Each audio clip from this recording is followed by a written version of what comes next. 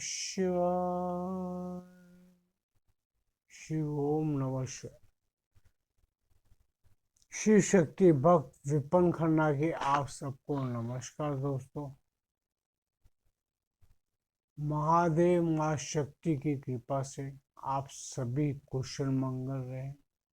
माँ अन्नपूर्णा सभी के भंडार भरे, बोले भंडारी सबको सुख संपत्ति धन संपत्ति से परिपूर्ण रखे, सबको खुशहाल रखे, सबको आनंदमय रखे।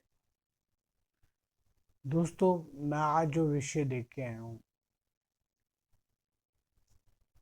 वो विषय समझने को तो कुछ नहीं है, फिर भी बहुत कुछ है। ये विषय ऐसा है दोस्तों कि हर इंसान, हम सब इंसान जो धरती पे पैदा हुए हैं, क्या हम सत्य में समझदार हैं? आज जैसे कहा जाता है कि मानव सभ्यता सबसे ज्यादा समझदार है, पर कैसे? ये आपने कभी सोचा कि क्या हम समझदार हैं? ठीक है, हमें जीवन जीना आता है, हम एक संस्कारी जीव हैं जिनके पास संस्कार है, पर क्या हम ज्ञानी हैं? क्या हमें ज्ञान है? ये कई प्रश्न हमारे जीवन काल में उठ के खड़े होके हमारे को झंझोड़ते रहते, क्योंकि कई जगह पे मैं खुद भी अपने आप को खुद को ही मैं मूर्खों की कैटेगरी में समझने लगता हूँ, क्योंकि हमें सब कुछ ज्ञात होते सोते भी आज हम बोलते हैं हमें सब चीज का ज्ञान है। हम अच्छी अच्छी बातें, अच्छे अच्छे ज्ञान की बातें करते हैं, एक दूसरे को ज्ञान प्रवचन देते हैं, एक दूसरे को समझाते हैं कि भाई ये गलत है, ये सही है। सब कुछ हम खुद पे क्यों नहीं लागू करते? आज जैसे मैं आपको वीडियो में बैठ के बहुत सी बातें बोलता हूँ, किंतु क्या मैं सभी अपने पे लागू करता हूँ? जी हाँ, मैं वीडियो पे उतनी ही बात करता हूँ जो मैं अपने आप पे लागू करता हूँ। जो मैं नहीं लागू करता मैं आपको कभी जिक्र भी नहीं करता। क्यों? क्योंकि मुझे भी उसी कैटेगरी में बैठ के नहीं जाना कि जो मैं खुद नहीं करता लेकिन लोगों को ज्ञान बांटू, भैया ये करो वो करो। जिस दिन मैं ये कार्य करूंगा उस दिन मैं अपने अपनी नजरों में ही गिर जाऊं। मुझे अपनी नजरों में नहीं गिरना। मैं वो कोई भी वार्तालाप आपसे नहीं करता जो वार्तालाप मैं अपने खुद पे लागू नहीं करता। सत्य बोलने की हो, ईश्वर भक्ति की हो, जो कार्य मैं खुद करता मैं वही कार्य मैं सबको करता हूँ, कहता हूँ कहने, क्योंकि मुझे उस चीज का एक्सपीरियंस मिल चुका। मैं उस चीज को जान चुका हूँ, उस चीज को समझ चुका हूँ, तभी मैं आप लोगों से वो बात करता हूँ, वरना मुझे कोई बात करने का फायदा नहीं है आपसे। आज ये विषय इसलिए मैं लाया क्योंकि मुझे संसार में कई बातें ऐसी लगती है जिससे मुझे खुद को समझ आते कि हम इंसान इतने समझदार नहीं हैं। हमें देखा जाए तो मैं इंसानों को मूर्खों की कैटेगरी में रखने की, मूर्खों की जमात में रखने की, मूर्खों के एक भाग में रखने की शुरू करता हूँ, क्योंकि मुझे मेरी नज़र में दूसरे पशु पक्षी जानवर कुछ ऐसे कार्य करते हैं जिससे मुझे इंसान तुच्छ नजर आते हैं उनके सामने। वफादारी के मामले में कुत्ते से अच्छा कोई वफादार नहीं है, घोड़े के मामले में कोई वफादार नहीं है, घोड़ा भी बहुत वफादार होता है अपने मालिक का। क्या हम अपने मालिक, मैं कोई नौकरी और चौकरी वाली बात नहीं कर रहा, मैं मालिक उसको कह रहा हूँ जैसे महादेव मेरे मालिक है, मैं उनकी नौकरी करता हूँ। क्या जो हमारा ईश्वर ने हमें कार्य करने के लिए धरती पे भेजा है, क्या हम उसके प्रति वफादार हैं? क्या हम उनके कहे कथनों को मानते हैं? क्या हम उनके बताए हुए मार्ग पर चलने की चेष्टा करते हैं? आप सोच के देखिए, मेरे जैसे आप भी हैं, सभी जीव हैं। हम उस राह पे, उस मार्ग पर चलने की कोशिश करते हैं। आज महाभारत में जो भगवत गीता का ज्ञान भगवान श्री कृष्ण ने अर्जुन को दिया, क्या कोई इंसान जो भगवत गीता पढ़ता है, क्या वो अपने ऊपर वो चीजें लागू करता है या करने की चेष्टा करता है? एक भी कोशिश करता है? अगर उनके कहे कथन अनुसार, प्रवचनों के अनुसार अगर हम एक भी कार्य हम अपने आप के जीवन में ढाल लेते, तो आज इंसान की ये दुर्गति ना होती। अपने मतलब के हिसाब से तो हम सभी चीजें अपने पे लागू करने की कोशिश करते हैं। जहाँ इंसान को अपना मतलब नजर नहीं आता, वो इंसान कोई भी चीज को लेना नहीं चाहता, वो बेशक ज्ञान हो या प्रवचन हो, कुछ भी हो। आज हमारे माता पिता कई बार हमें बहुत सी चीजें समझाते हैं, सब कुछ करते हैं। क्या हम सभी चीजें स्वीकार करते हैं? नहीं करते। बहुत सी से बातें समझाई जाती है, हम लेट गो, जाने दे, छोड़ना, क्या करने का है, ठीक है, जैसे चल रही जिंदगी चलने दे, ऐसी बातें करते। हम उन चीजों को ग्रहण नहीं करने की कोशिश करते। हम खुद को अधिक समझदार समझते हैं बनिस्बत दूसरे के। हमें वो दूसरा आपका खुद का बाप भी अगर कोई बात समझा रहा होगा, तो आपको समझ नहीं आएगी जब तक आप उसको निपटा न ले, खुद उसका एक्सपीरियंस ना कर ले। कभी आपने किसी बच्चे को बोलो बेटा इधर से मत जा, तो गिर जाएगा, तो बच्चा जानबूझ के वहीं से जाने की कोशिश करता है, चेष्टा करता है। जब वो गिरता है तो चुपचाप आके संभल के बैठ जाता है। यही हमारे इंसानों के अंदर सबसे बड़ी कमी है। हमें कोई कहेगा कि ये मार्ग ना ले तो गिर जाएगा, तेरा रास्ता ठीक नहीं है, तेरा मार्ग नहीं, हमें तब तक समझ नहीं आते जब तक हम उसका प्रयोग नहीं कर लेते, हम अपने ऊपर करके नहीं देखते। तो हम मार खाते हैं, तो फिर हम समझने की कोशिश करते हैं। यही इसी कारण मैं इंसान को सबसे बड़ा मूर्ख मानता हूँ। उसमें मैं भी हूँ।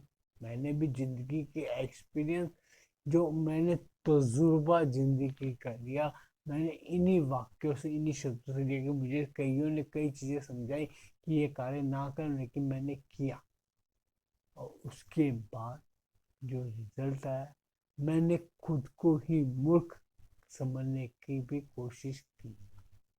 मैं आपको सही बात बताऊं, क्योंकि हम इंसान की जो प्रजाति है, जो हमारी एक स्वभाव है, हमें ईश्वर ने बनाया ही ऐसा है। अगर ईश्वर हम सबको समझदार बना देता, तो ये जीवन कैसे चलता? ईश्वर ने हम सभी को मूर्ख बनाया है। मैं इसीलिए कहता हूँ, इंसान से बड़ा मूर्ख इस धरती पे कोई नहीं है। ये मैं साबित कर सकता हूँ दोस्तों। अब कैसे, ये भी देखो। हम सभी को पता है हमने एक दिन मरना है, और फिर हम सारी जिंदगी जीवन काल में ऐसे ऐसे कार्य करते हैं जैसे हमें लगता है हमने मरना ही नहीं है। हम ऊपर से रजिस्ट्री लिखा के आए कि हम जीवन काल तक जीवित रहेंगे, अनंत काल तक जीवित रहेंगे, लेकिन हम कोई भी अनंत काल तक जीवित नहीं रहता।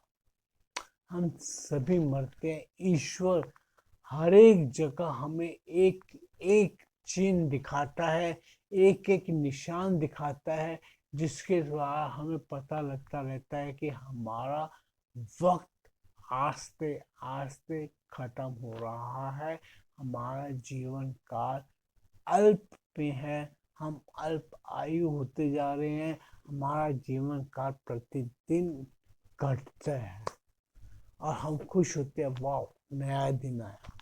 लेकिन हम एक दिन कम हो जाते हैं। प्रतिदिन हम जन्मदिन मनाते हैं। आप भी तो सोचते होंगे जन्म, आज मेरा हैप्पी बर्थडे आया, लेकिन क्या वो जन्मदिन आपका एक साल जीवन काल का कम नहीं कर देगा? कभी इस चीज में सोचा है? नहीं, हम तो आगे चलेंगे। और ऐसे करते करते जब आदमी की शादी होती है, उसके कुछ बाल मुंह के या शेव के या ऊपर के बाल में एक सफेद बाल आता है, तो उसको काला करने की कोशिश करता है कि उसको मैं छुपा दूं, लोग ना देखे। अरे वो बाल सफेद लोगों के लिए नहीं आता, वो बाल सफेद सिर्फ इसीलिए आता है कि आपको ईश्वर दिखाता है कि देख, तेरा पहला सफेद बाल आ गया है, अब तू भी बुढ़ापे की तरफ का पांव पहला कदम तेरा चल पड़ा है। लेकिन इंसान है, वो समझने की चेष्टा नहीं करता। फिर किसी पे कानों से सुनना कम होता है, आंखों से दिखना कम होता है, मुंह के दांत टूटने शुरू होते हैं। करते करते करते करते हमारी इस उम्र में पहुंच जाता है, तब भी वो अपने आप को ये नहीं सोचता कि भैया मैंने मरना है। लेकिन नहीं दोस्तों, हम तो अमर है। अमर मैं तभी बोलता हूँ, आत्मा अमर है, हम नहीं, शरीर नहीं। ये शरीर जो किरदार हम लेके पैदा हुए हैं, वो अमर नहीं। ये शरीर का नाश होना अनिवार्य है। कभी भी हमें ज्ञात होते सोते भी हम प्रतिदिन उसका श्रृंगार करते हैं। वो औरत हो, औरत शब्द नहीं मुझे अच्छा लगता, महिलाएं, सुंदर देवियां श्रृंगार करती हैं, सब कुछ करती हैं, क्योंकि श्रृंगार की सामग्री बिकती ही और महिलाओं पे। पुरुष तो आजकल तो पुरुष भी श्रृंगार कर रहे हैं भाई। ये है चीज कि हम निहायत मूर्खों वाले कार्य करते हैं। हमें पता सत्ता होते होते भी हम वो कार्य की तरफ लगे रहते हैं। पूरा जीवन हम उसमें व्यस्त कर देते हैं, खुद को संभालने समझने की। खुद को पता भी है कि हमारा काल आना है, तभी भी हम फिर धन संचित की तरफ चल पड़ते हैं कि अधिक से अधिक धन संचय कर ले। अगर इस किसी मेरे पास अगर कमाई नहीं है, तो मैं किसी का लूट के, चोरी करके, डाका डाल के या कुछ भी करके धन ले आऊं, किसी को बेवकूफ बना के धन ले आऊं। जिसको बना रहे हो वो भी तो बेचारे ने कमाया हुआ है। कभी ये भी सोच के देखो कि अगर वो ही कार्य आपके साथ हो, तो क्या आप उस इंसान को प्यार मोहब्बत करेंगे? नहीं, आप उसको गाली देंगे, यहाँ तक कर भी देंगे। ये फर्क है। हमें सब कुछ ज्ञात होते सोते भी हम ऐसे कार्य करते हैं जो हमें नहीं करनी चाहिए। हम अंधी दौलत के पीछे भागते रहेंगे, पूरा जीवन बिता देंगे यही करते करते। कभी किसी का लिया, कभी किसी का खाया, कभी कुछ किया, धन के पीछे भागो, इतना कमाया तो और कमाओ, इतना कमाया और कमाओ। कब तक कमाते रहोगे, कब तक खाते रहोगे? ये प्रतिदिन हम कार्य क्या करते कभी समझ भी नहीं आता। रोज हम सुबह उठ के पूजा की, खाना खाया, नाश्ता किया, काम पे गए, काम से आए, सब इसी तरह के कार्य हम प्रतिदिन करते हैं। एंड हमारा बुढ़ापा आ जाता है, हम जाने की तैयारी करते, कोई ना कोई रोग हमें घेर लेता है, बस दवाइयाँ खाते खाते हम चलते रहते। तो ये क्या काम है? ये मूर्खों वाला काम नहीं है। ये आप कभी सोच के देखो, एक बार सोच के देखो कि आप प्रतिदिन क्या करते हैं, वही आपको लगेगा कि यार तक मैंने यहाँ तक आके मैंने यही किया सारा जिंदगी। तो मैं बस लोगों के दोष निकालता रह गया, खुद के दोषों को दिखता भी नहीं है। यही चीजें मैं कह रहा हूँ। हम दूसरों के अवगुणों को खरोचते रहेंगे, दूसरों के अवगुणों को छांटते रहेंगे, अपने अवगुण नहीं देखते। ये कार्य मूर्खों वाले हैं। इसलिए मैं कहता हूँ कि हम सभी मूर्ख प्रजाति के इंसान हैं।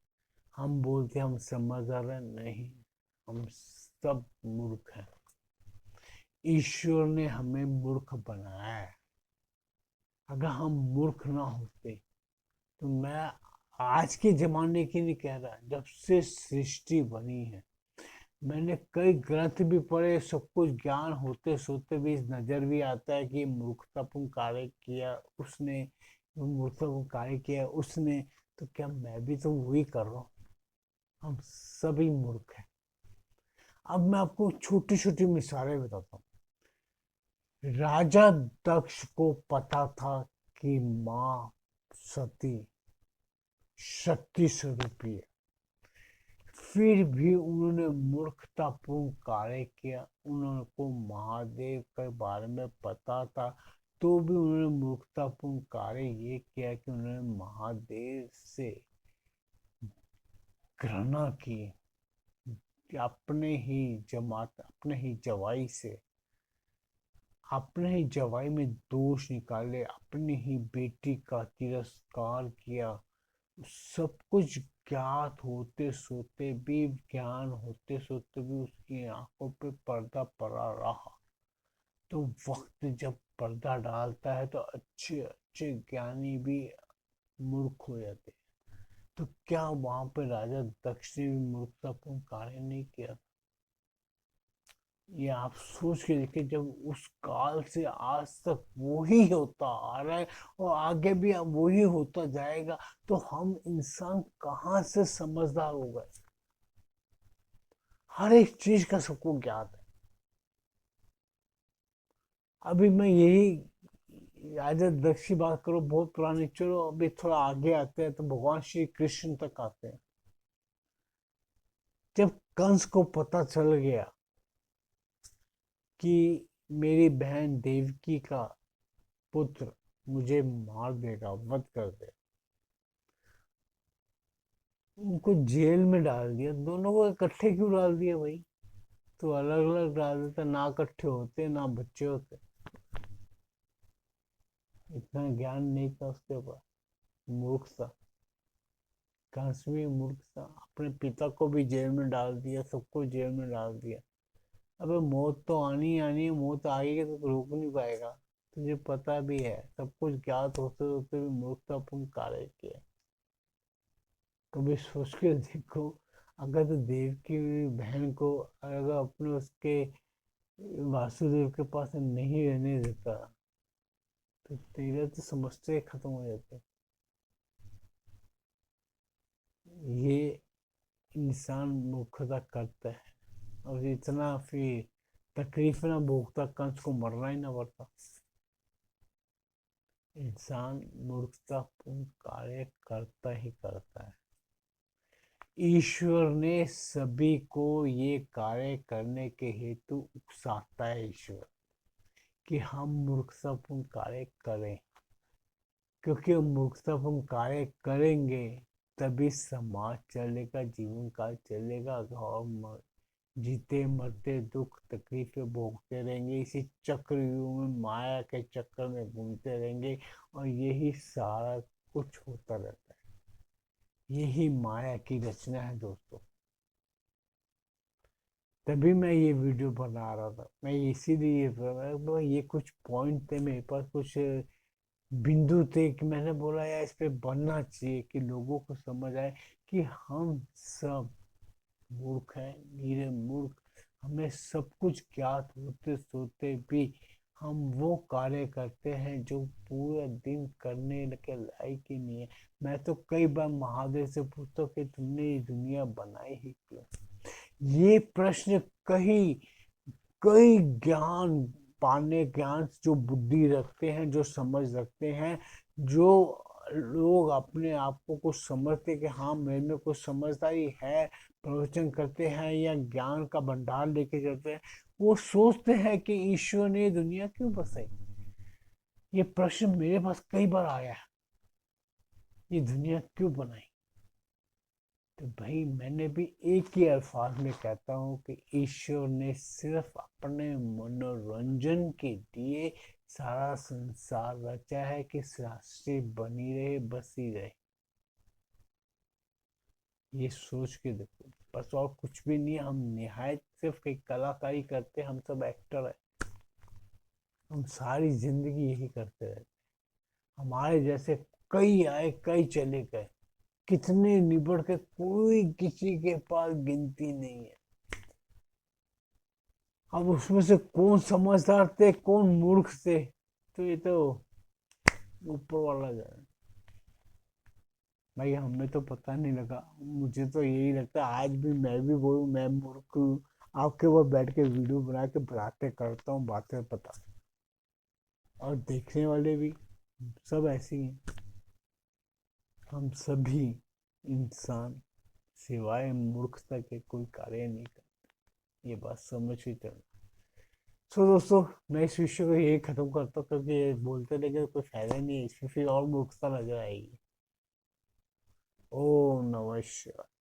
अगर दोस्तों मेरी वीडियो आपको पसंद आता है, कृपया चैनल को सब्सक्राइब कर लीजिए, बेल आइकन दबा दीजिए। मैं फिर आपको नए वीडियो के नए विषय लेते आऊँगा, तो आपको नए नए ज्ञान की बातें आपसे करता रहूँगा। ओम नमः शिवाय।